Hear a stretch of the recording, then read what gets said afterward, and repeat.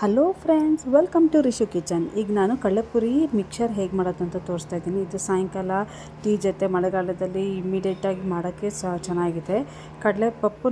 ಕಡಲೆಪುರಿ ನಾನು ಅರ್ಧ kg ಯೂಸ್ ಮಾಡಿದ್ದೀನಿ. ಕಡಲೆಪಪ್ಪು, ಕಡಲೆಕಾಯಿ ಬೀಜ 1 ಕಪ್ ಯೂಸ್ ಮಾಡಿದ್ದೀನಿ. ಅರಿಶಿನ ಪುಡಿ, ಗರಂ ಮಸಾಲ, ಅರಿಶಿನ, ಸಾಲ್ಟು, ಧನಿಯಾ ಪುಡಿ, ಸಾಸಿವೆ, ಜೀರಿಗೆ, ಬೆಳ್ಳುಳ್ಳಿ, ಕೆಂಪು ಮೆಣಸು, ಇಂಗು, ಕರಿಬೇವು ಇದೆಲ್ಲ ಯೂಸ್ ಮಾಡ್ತಾಯಿದ್ದೀನಿ ಫ್ರೆಂಡ್ಸ್. ಈಗ ಇದಕ್ಕೆ ನಾನು ನೋಡಿ ಒಂದು ಬಾಣಲೆಗೆ ನಾನು ಆಲ್ರೆಡಿ ಒಂದು 5 ಸ್ಪೂನಷ್ಟು ಎಣ್ಣೆ ಹಾಕಿದ್ದೀನಿ. ಇದಕ್ಕೆ ಸಾಸಿವೆ, ಜೀರಿಗೆ ಹಾಕ್ಕೊಳ್ತಾ ಇದ್ದೀನಿ. ಇದನ್ನು ಸ್ವಲ್ಪ ಅದು ಚಟ್ಪಟ ಅಂತ ಸೌಂಡ್ ಬಂದಿದ ತಕ್ಷಣ ಈಗ ಇದಕ್ಕೆ ಕರಿಬೇವು, ಬೆಳ್ಳುಳ್ಳಿ ಮತ್ತು ಕೆಂಪು ಮೆಣಸು ಹಾಕಿ, ಅದು ಬೆಳ್ಳುಳ್ಳಿ ಸ್ವಲ್ಪ ಕೆಂಪಾಗಬೇಕು, ಸ್ಮೆಲ್ ಚೆನ್ನಾಗಿ ಬರುತ್ತಾಗ ಅಷ್ಟು ತನಕ ಹುರ್ಕೊಳ್ಬೇಕು.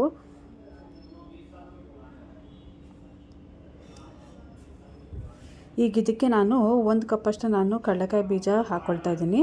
ಕಡಲೆಕಾಯಿ ಬೀಜ ಹಾಕಿ ಚೆನ್ನಾಗಿ ಅದು ಕೆಂಪಾಗೋ ತನಕ ಹುರ್ಕೊಳ್ಬೇಕು.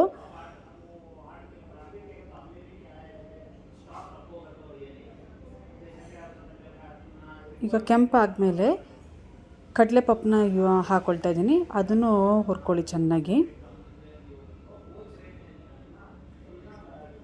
ಈಗ ಇದಕ್ಕೆ ಒಂದು ಸ್ವಲ್ಪ ಹಿಂಗು,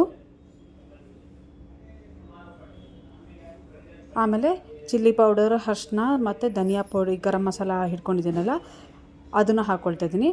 ಧನಿಯಾ ಪುಡಿ ಮತ್ತು ಉಪ್ಪನ್ನು ಹಾಕ್ಕೊಳ್ತಾ ಇದ್ದೀನಿ. ಇದು ಪೌಡರ್ ಸಹ ಹಾಕಿದ ತಕ್ಷಣ ಇಮ್ಮಿಡಿಯೇಟಾಗಿ ಕಡಲೆಪುರಿನ ಹಾಕ್ಕೊಳ್ಬೇಕು. ಯಾಕಂದರೆ ಈವನ್ ಸ್ಟವ್ನ ನೀವು ಸಿಮ್ಮಲ್ಲಿ ಇಟ್ಕೊಂಡಿರಿ, ಇಲ್ಲಾಂದರೆ ಅದು ಸುಟ್ಟೋದಂಗೆ ಟೇಸ್ಟ್ ಬಂದುಬಿಡುತ್ತೆ, ಎಲ್ಲ ವೇಸ್ಟ್ ಆಗಿಬಿಡುತ್ತೆ. ಅದಕ್ಕೆ ಇಮ್ಮಿಡಿಯೇಟ್ ಪುಡಿ ಹಾಕೋ ಟೈಮಲ್ಲಿ ನೀವು ಗ್ಯಾಸ್ ಸಿಮ್ಮಲ್ಲೇ ಇಟ್ಟಿರಬೇಕು. ಇಮ್ಮಿಡಿಯೇಟ್ ನಾನೀಗ ನೋಡಿ ಕಡಲೆಪುರಿ ಹಾಕ್ಕೊಂಡಿದ್ದೀನಿ. ಇದಕ್ಕೆ ಒಂದು ಸ್ವಲ್ಪ ಉಪ್ಪು ಹಾಕ್ಕೊಂಡು ಚೆನ್ನಾಗಿ ಮಿಕ್ಸ್ ಮಾಡ್ಕೊಳ್ಳೋಣ. ಆ ಕಡಲೆಪುರಿಗೆಲ್ಲ ಖಾರ ಅಂಟಬೇಕು. ಆಮೇಲೆ ಸಕ್ಕರೆ ಪುಡಿನೂ ಲಾಸ್ಟಲ್ಲಿ ಹಾಕ್ಕೊಂಡು ಮಿಕ್ಸ್ ಮಾಡ್ಕೋಬೇಕು ಚೆನ್ನಾಗಿ.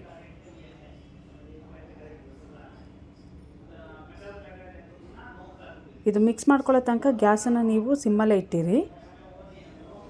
ಅಷ್ಟೊತ್ತಿಗೆ ಈವನ್ ಮಿಕ್ಸ್ ಮಾಡ್ಕೋಬೇಕಂದ್ರೆ ಕಡಲೆಪುರಿನೂ ಗರಿ ಗರಿಯಾಗಿ ಆಗುತ್ತೆ. ನೋಡಿ, ಇದು ಸರ್ವ್ ಮಾಡೋಕ್ಕೆ ರೆಡಿ ಇದೆ ಫ್ರೆಂಡ್ಸ್. ಹೇಗಿದೆ ಅಂತೇಳಿ ಲೈಕ್ ಮಾಡಿ, ಶೇರ್ ಮಾಡಿ, ಸಬ್ಸ್ಕ್ರೈಬ್ ಮಾಡಿ. Thank you. It's ready to serve.